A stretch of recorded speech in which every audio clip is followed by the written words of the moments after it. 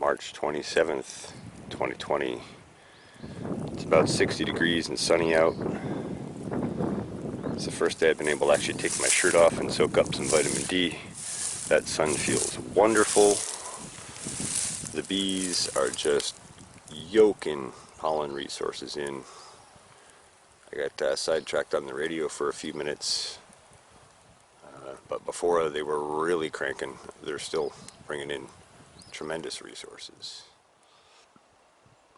Apple buds are getting ready to pop, reddening up. Starting to think about opening.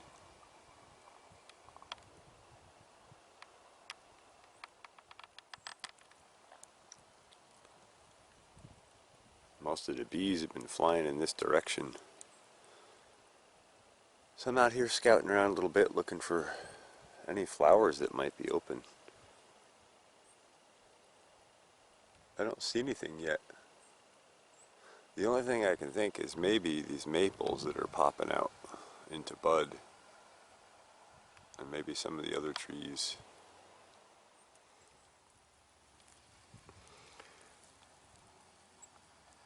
The beginnings of some flowers. Those aren't open yet though.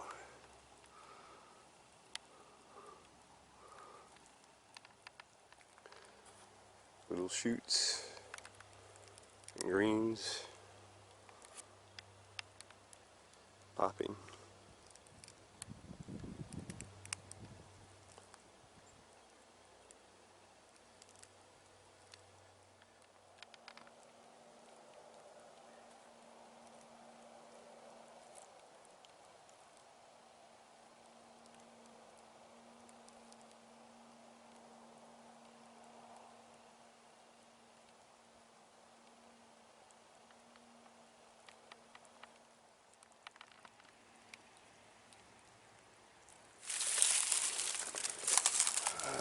Yes. Well, I don't know if you can see into that flower, so I'll just open this up a little bit. But skunk cabbage is opening, and actually there's pollen right there. So I'm quite sure that's one of the sources the honeybees are pulling from. And the only reason I know that, or I'm aware of this at all, is thanks to Mr. Frederick Dunn and his YouTube channel. Last spring he highlighted the skunk cabbage and how they are one of the earliest flowers to open that the bees go after for pollen. And not only that, this time of year they open up, the bees can get in here, and then if they don't make it back out of here in time and it gets cold, they're actually sort of protected inside of this little shell. So it's interesting that one of the earliest pollen sources in nature for the honeybees is also gives them some protection on the overnights when it gets cold. So that's kind of cool. This doesn't even seem to be fully open yet, but seeing all that pollen, I don't know if you can see that. It must be opening and closing, I would think. So that's certainly one of the pollen sources. It's definitely not that oranger colored one. And I don't know, I'm going to keep looking around and see what else I can find. One of my favorite early springtime greens is something called trout lily. I suppose in looking at the leaf you can see why it's called trout lily. A little bit later on this comes up and puts up yellow flowers, if I recall correctly. I have not seen any flowers on this yet. But these greens, I love these greens.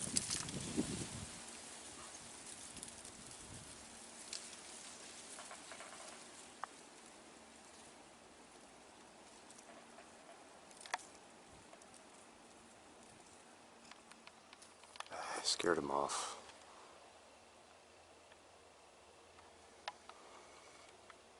I think those are my two blue-winged teal that come and chill on the pond from time to time.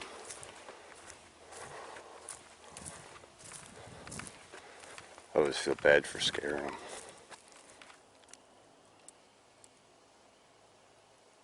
Just saw an owl fly up into that spruce right in there.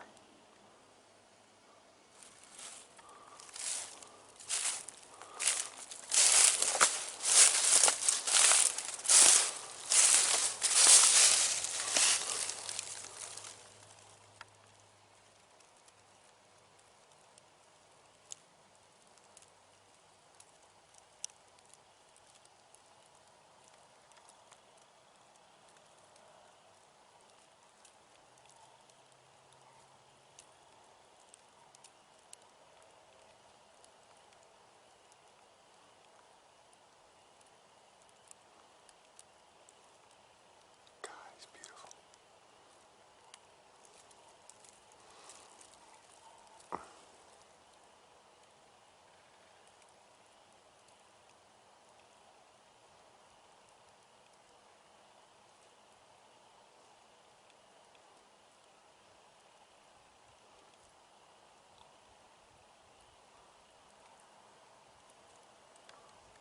Let's see if I can get a little closer.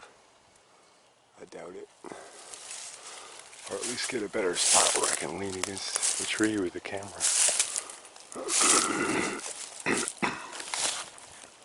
There we go. A little better anchor point.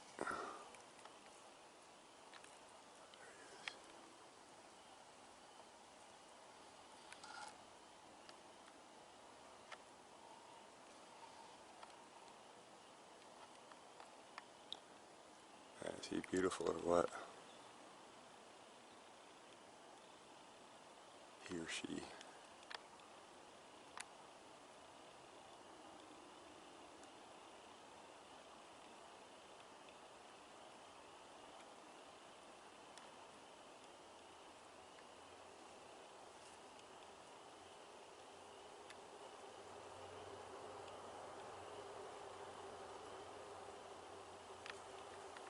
My grandmother always loved owls. Oh, there he goes.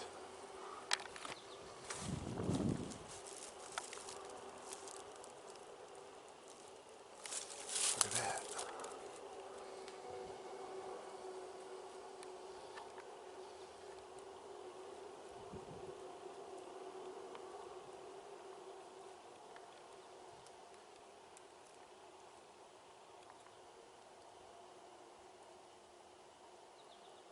Sorry, trying to keep the camera steady, it is not easy. I'm still facing the other way, I'm twisted around. Maybe I can change foot positions here without disturbing them too much. Ah, that is such a tough angle to hold. Neck is killing me. Oh yeah, yawning. Beautiful. I'm disturbing his nap.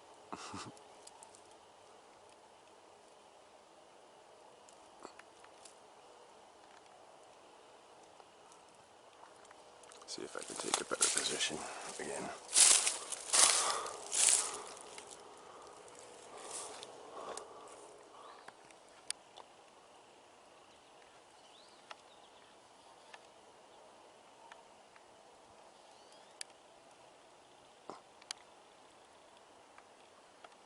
Anyway, beautiful owl. I think that's a barred owl. It's actually coming over here expecting to find turkeys in here.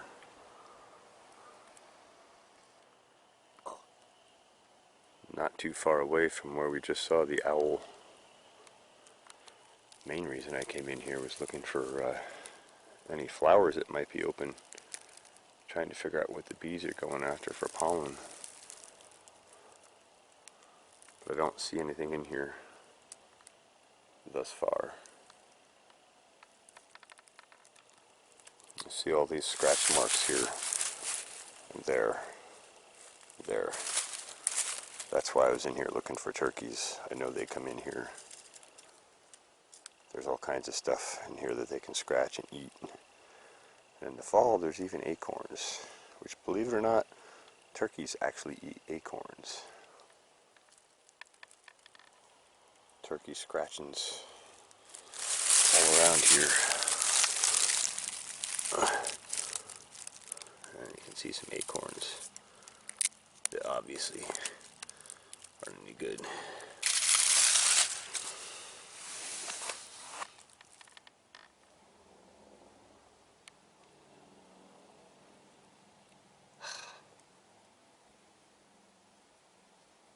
I just missed it.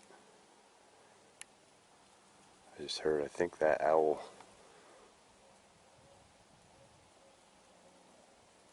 Yeah. Hooting in the distance.